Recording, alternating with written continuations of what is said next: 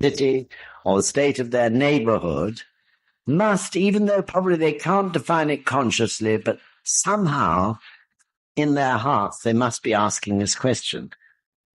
It's quite complicated as it's put here. We'll ask John to read it once again. Could you know? How is real love among human beings to be re-imparted to human relations in a community in which these relations have become impersonal, partly because of the community scale and partly because of a prevalent tendency to rationalize the structure and operation of social life? While in principle, rationalization is desirable, some of its effects on human relations are undesirable. Can the Buddhist tradition produce a solution for this problem in the present social circumstances of Japan and the other so-called developed countries? Has life in Japan been depersonalized, and have human relations been made loveless in the same way and to the same extent as in the Western countries, where the traditional religious background is not Buddhist, but Christian? And in the modern world, is computerization unavoidable? And can computerization and love coexist? Very interesting, isn't it? Who have we got who is Japanese here? Megumi's here. Anyone else? Naomi. Naomi? Either Naomi or Megumi. Could you like to just say for a moment what you feel about society in Japan? Do you feel that Japan also society is becoming depersonalized?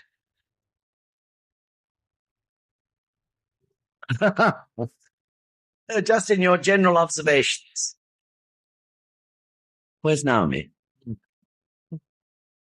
Oh, there you are. Depersonalization, meaning that relationships, particularly family relationships, are becoming weaker.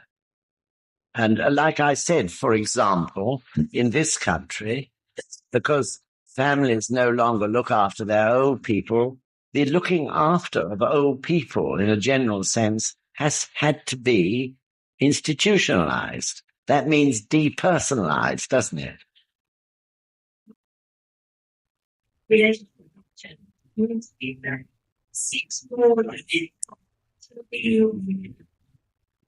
as a family live together, particularly for family, father and family, and other things are quite struggle to have that strong community, to the fact that being about the people or if you're elder staff balance, you always think about due to family to develop from parents with I think listening with very close.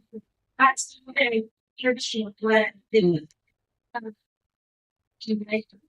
with art and the traditional and to stuff very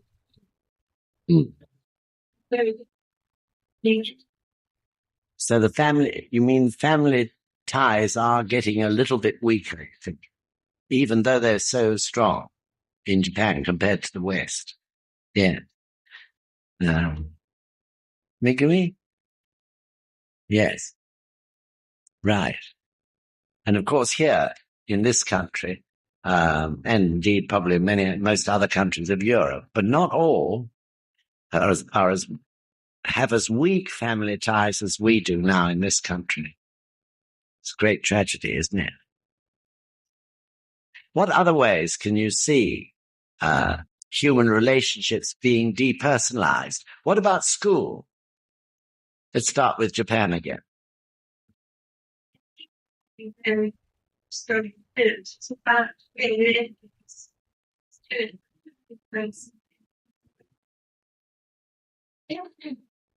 program is in education. We're not so much they're not so much in a direct part of behavior at school. But they make them think that then in fact at each individual there is suffering so deeply in order to consider their future. Their education, because there's a lot of Mm, mm, that's right. It's the highest suicide rate in the world for children. So that is depersonalization, isn't it? Yeah.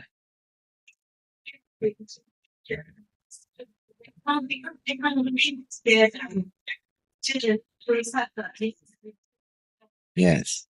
Terrible. What about a teacher? Who's a teacher? Anybody? No teachers here. Not a single one. I don't mean Japanese this time. I mean, yes. Right? And both parents are at the park. Rather like they're focused on Korea rather than the China. And I was shocked by their children who were showing signs of stress on that. Mm, mm, mm, mm, I see. Yeah. Thank you. I think, in fact, there are so many examples of this, aren't there? Anyone else like to give an example of depersonalization? Yes, Jenny.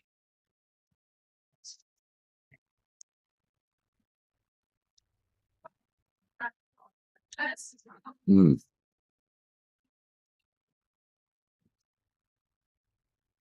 mm, mm. With most doctors, I think that is so. There are exceptions, but certainly probably in the general run of the mill. Yes, Rebecca. There's a study research that this organization, the work involves, they say, serious accidents waiting one minor injuries at least 2 hours. Stretch cases straight through.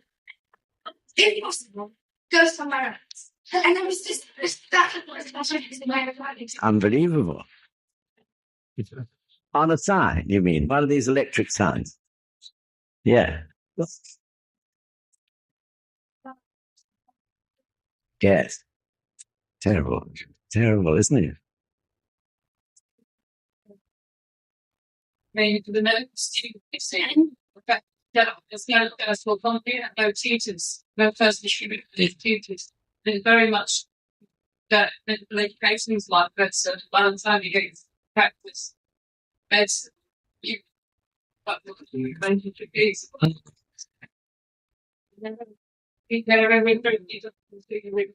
Mm. Mm. Mm. That's right. Yeah.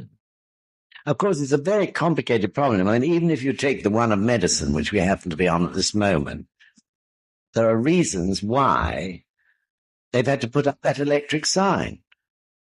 Probably understaffed, lack of money, and so on and so forth. So it's not just one reason. There are many reasons that society in general is running adrift, isn't it? It's become too complicated to handle, in a sense. So, of course, and the only answer that comes out in the end to this great question is that Buddhism can change all this because it brings out Buddhahood. And of course, since man and woman have got themselves into this mess, inevitably, therefore, they can get themselves out of it. But to get themselves out of it requires the maximum wisdom and maximum compassion, doesn't it? All the qualities of Buddhahood, tremendous courage to challenge these things, and so on. So, Sensei with confidence says, yes, we can change all this. And I believe that, don't you? Of course, it won't be done overnight, but I believe definitely we can change it. And of course, it's already begun.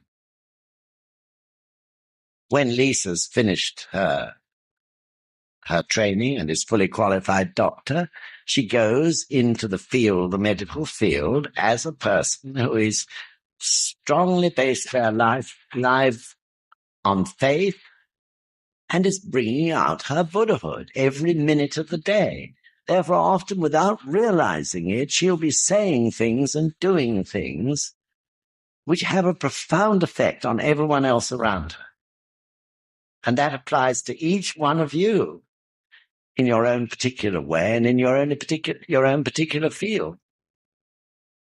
That's the marvelous thing about this Buddhism. And often we don't realize it's happening. By the way, I haven't introduced you, Lisa from Israel. Lisa, please stand up and let everyone see you.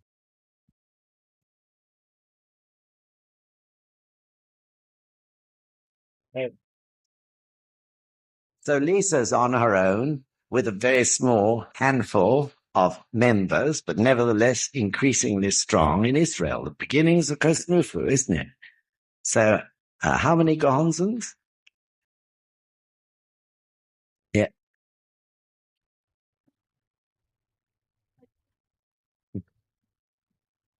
So 6 coming to London for Kushkai. Fantastic. But my point in what reminded me, I'm sorry, Lisa, to take so long to introduce you, but it reminded me, even in Israel, where there are so few, nevertheless, each one of those people who are chanting are having an effect. You can't see it. You can't even see it in this country with several thousand people chanting. You can't even see it clearly yet in America, where there's 500,000 chanting. But I believe you can now, just recently, you can begin to see it in Japan. On the surface of life, I mean. So,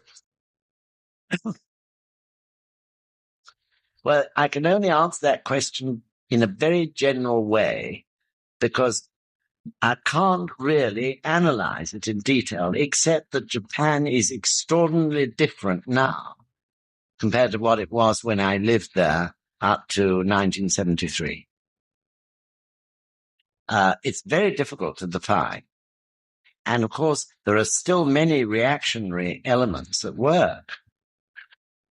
But I feel in neighborhoods, there is somehow a different spirit in the air.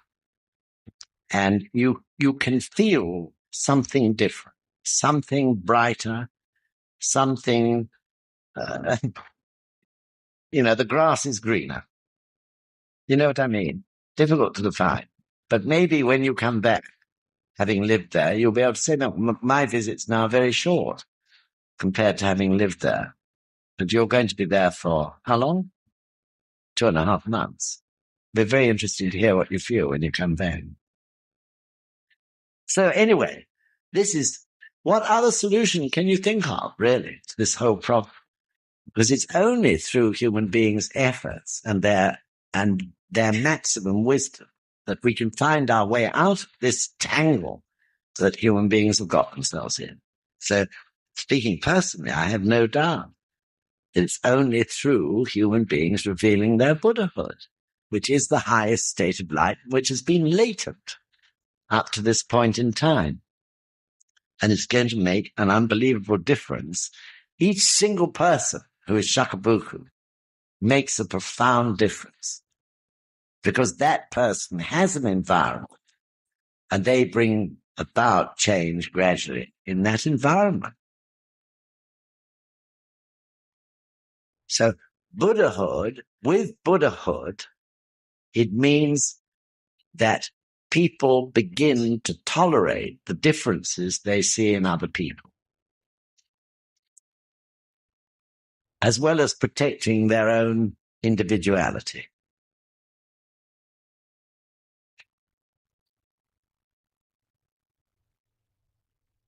That's the point, isn't it, really?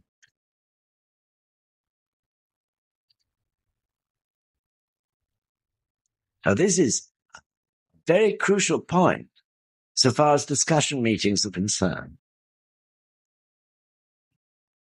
Why do we keep on hammering away and saying people must follow that tradition of the Gakkai to go always, come hell, come high water, to the discussion meeting.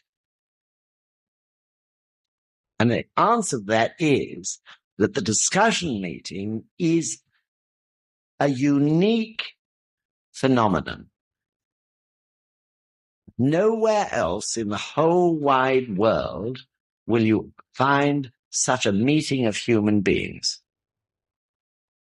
You will not find it in a sports club. You will not find it in the Girl Guides. You will not find it in a social club. You will not find anything like a discussion meeting anywhere else except in Nichiren Soka Gakkai. What I mean by that is that it is the place where people of all different sorts come together. They're not members of the same club, the guests who come. People of all types come together and discuss problems in an open and free way, which just doesn't exist anywhere else. And the reason why they're so productive is because each person who is practicing in that room, wherever it may be, is revealing their Buddhahood. And so it's the place where, whether you like it or not, you find you have to begin tolerating the differences you see in others. It compels you to challenge it. In the end, you may try to slip away or escape from it, but in the end, you have to challenge this problem of relationship with everyone or every type of person in that room, in that district, or in that group. And the guests feel that, of course. Isn't it? So the discussion meeting is an incredible event. The problem is that no one will realize it. That's what makes me mad. No one will realize it. They're creating something that is absolutely unique in this world. If only people would realize that more strongly, then they'd be bubbling over when they come to every discussion meeting. Don't you think? Anyway, that's the point.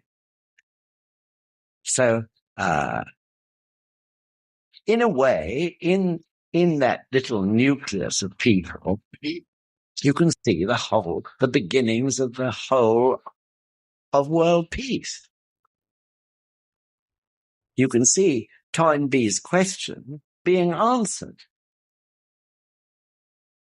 And especially knowing that each one of those people in a discussion meeting has a different type of career, maybe a different type of work. And therefore, when they leave that place, inevitably they're not going to just drop their attitude to life. They'll take that attitude of life, which is expressed at the discussion meeting, into their own particular field of activity. The senseis often call them oases. They're oases of humanity in a great desert. So the number of oases are getting more and more right across the world. So pride in the discussion meeting is really justified.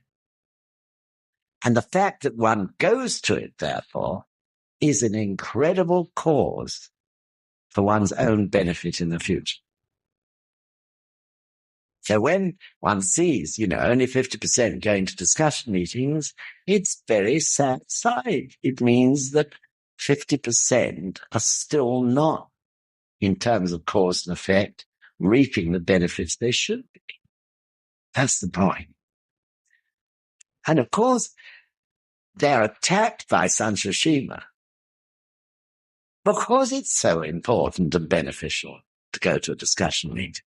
So something that says in them, I can't be bothered this afternoon, or hell, I'm going to take my girlfriend out, or there's a great concert on at the festival hall, or whatever it may be. Nothing else but San Shishima.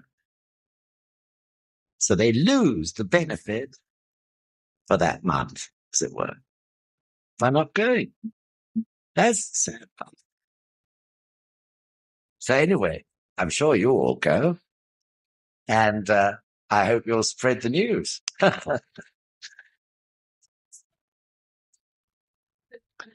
Of course, there may be some. Obviously, not everyone's life is smooth from beginning of the earth to the end. So there may be family problems, some urgent reason why someone can't go. The whole point is there are 50% of the members of NSUK not going. They haven't all got family problems or something urgent. Don't you think?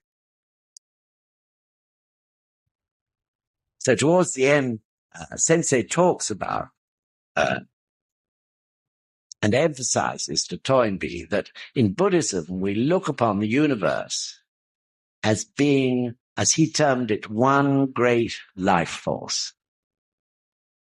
An incredible life force that creates the stars and the moon and the sunshine, all of us, animals, trees, plants, this great rhythm of life force.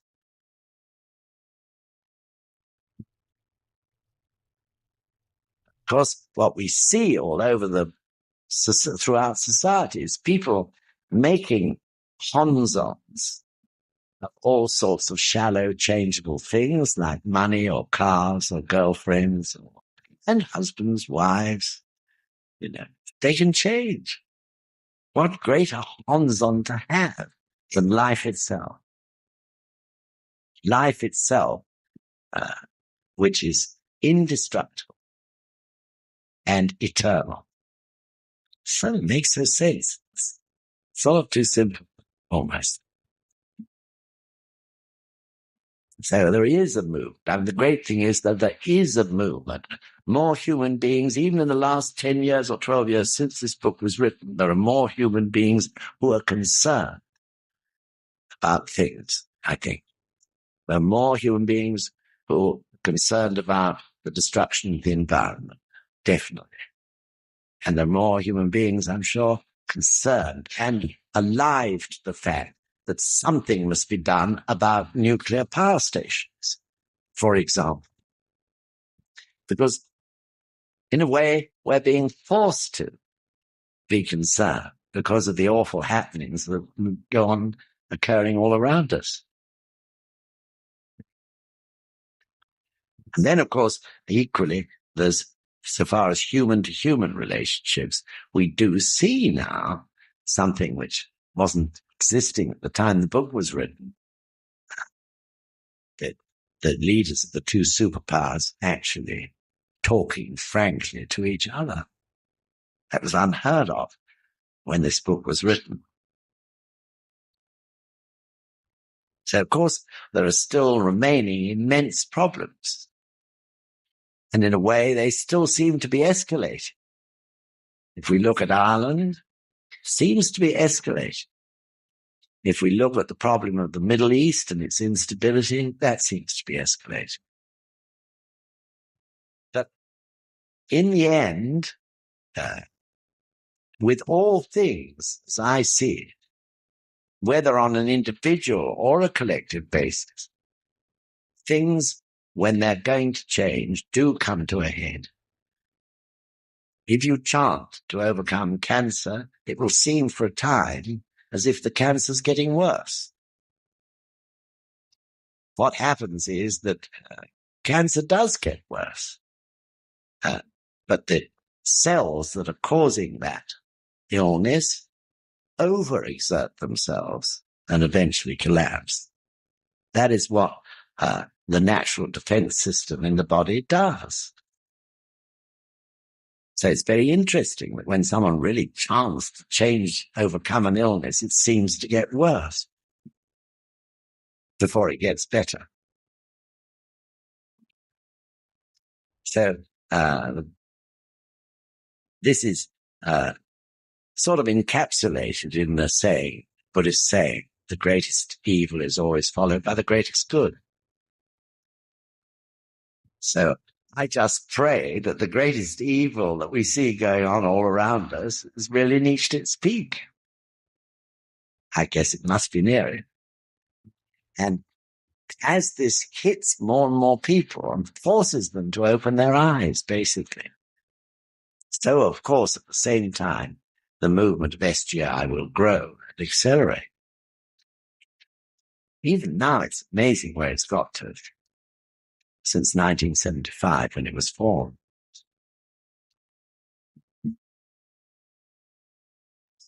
So,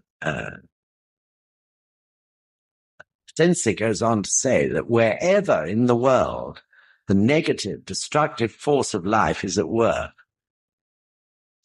we must pour our daimoku into it. We must be concerned, beyond our own little selves to what's going on around us. If, you live in Brixton and you feel that Brixton is beginning to seethe once again with frustration or anger, then the only way is just to get all the members together and pour daimoku into Brixton, or the Middle East, or Iraq, or Iran, or Ireland, or your own hometown, or your own neighborhood, whatever concerns you. That's the point. Because daimoku is the key point. Daimoku is life force. Therefore, that will have some remarkable effect. And that, of course, has to be combined with Ichinen. If we're chanting daimoku and our hearts are filled with doubt, then there's no Ichinen, is there?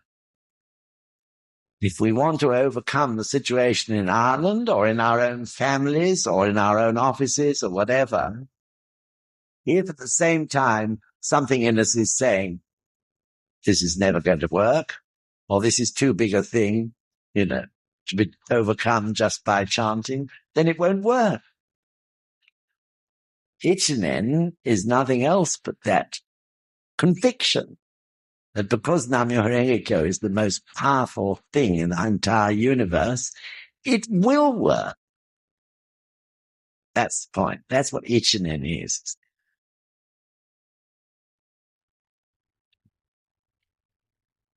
So that is the way of Kosen Rufu. In the end, everything begins and ends with daimoku. And of course, with the action we take. But the beginning and ending is daimoku. And that's why the Gonzen, in its wisdom, makes sure that we all have enough problems to keep us chanting lots of it.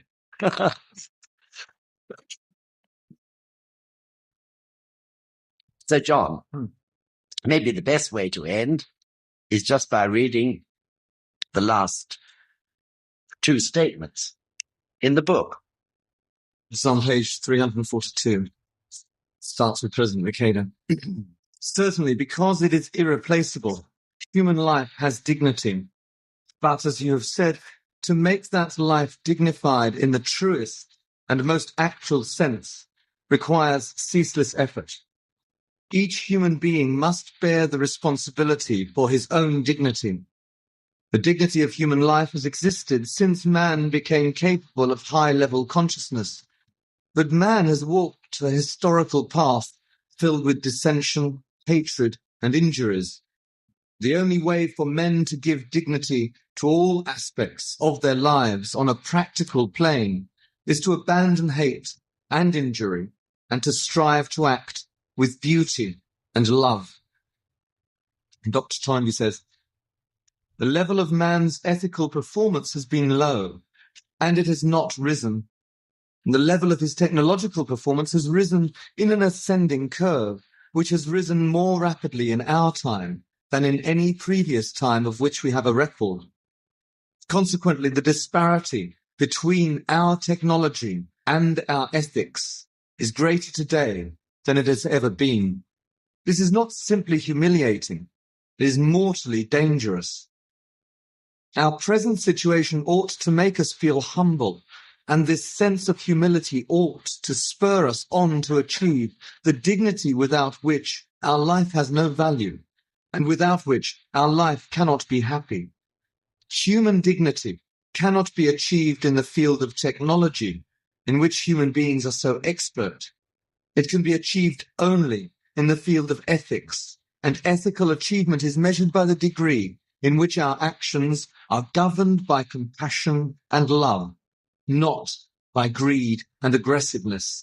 Thank you. So, as right to the end, Sensei gives Toynbee the last word, and in that way shows his immense respect from this great old man, and also his gratitude for sparing the time, I think, to talk with someone who at that time was an unknown Buddhist leader.